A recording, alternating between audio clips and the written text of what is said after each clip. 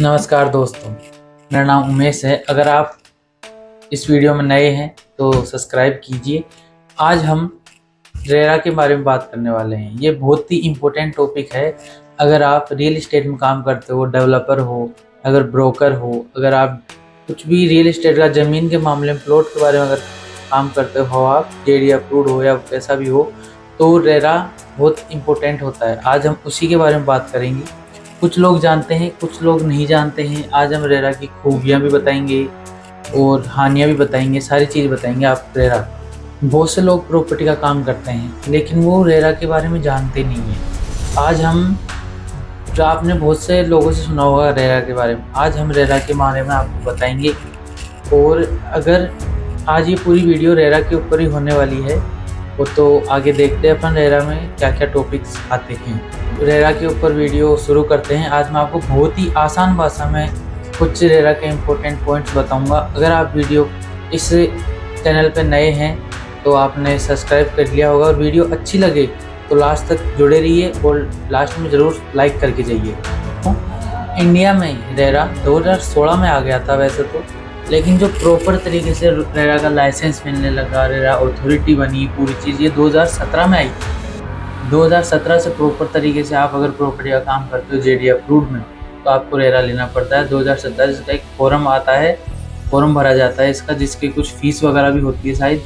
तो इसलिए 2017 से बाद में जितने भी ये प्रॉपर्टी एजेंट हैं, प्रॉपर्टी जो भी कंसल्ट वगैरह हैं, ये रेरा अप्रूव्ड ही होता है। तो दोस्तों 2017 से पहले रियल इस्टेट जो एजेंसियां हैं या जो ये ऑफिशियल ये बिजनेस है, इसको चलाने के लिए कोई भी ऐसी अथॉरिटी नहीं थी जो नियम कानून से इसको चला पाए।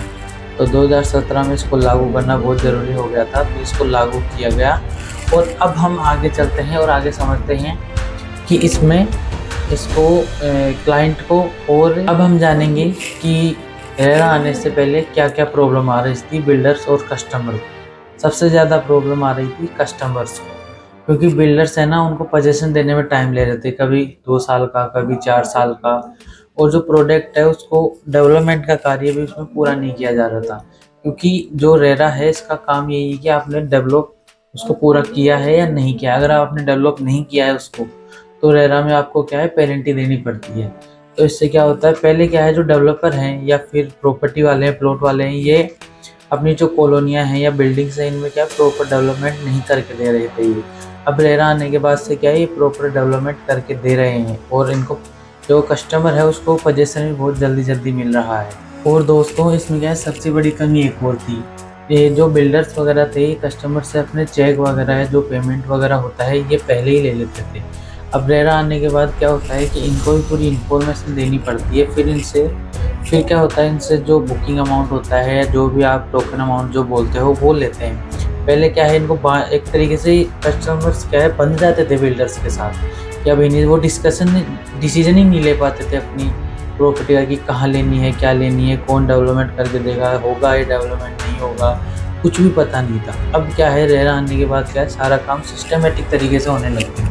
सारे काम मतलब जो अगर बिल्डर्स ने बोल दिया रेरा में कागजों में कि 1 साल में हम डेवलपमेंट करके देंगे, तो उनको 1 साल में डेवलपमेंट करके देना ही पड़ेगा, अन्यथा उन पर पेनल्टी लगेगी।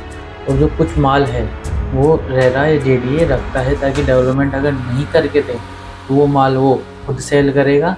फिर जो पैसा आएगा उससे वो पूरी कॉलोनी का डेवलपमेंट करके देगा, रोड, पानी, लाइट, जो भी आप डेवलपमेंट में चाहते हैं, जो अमेंडमेंट किया है बिल्डर्स ने, वो सारी करके देगा। रेरा आने के बाद सबसे बड़ा बदलाव एक और आया है दोस्तों। ये बहुत बड़ा बदलाव है कि जैसे आप फ्लैट ले लिए या प्लॉट ले लिया, तो क्या होता है, ऐसा नहीं है कि फ्लैट लेने के बाद बिल्डर या फिर एजेंट फ्री हो जाता है, ऐसा नहीं है। रेरा आने के बाद 5 साल की गारंटी होती है। जैसे आपने फ्लैट ले लिया, तो ये नहीं है कि फ्लैट की रजिस्ट्री हो गई तो वो बिल्डर्स फ्री हो जाएगा, नहीं। उसमें 5 साल की गारंटी है। 5 साल के अंदर अगर कुछ भी होता है, कुछ भी अगर जो डेवलपमेंट करके दिया है उसमें कुछ भी कमी आती है, तो सारी जिम्मेदारी उसकी बिल्डर्स की होती है।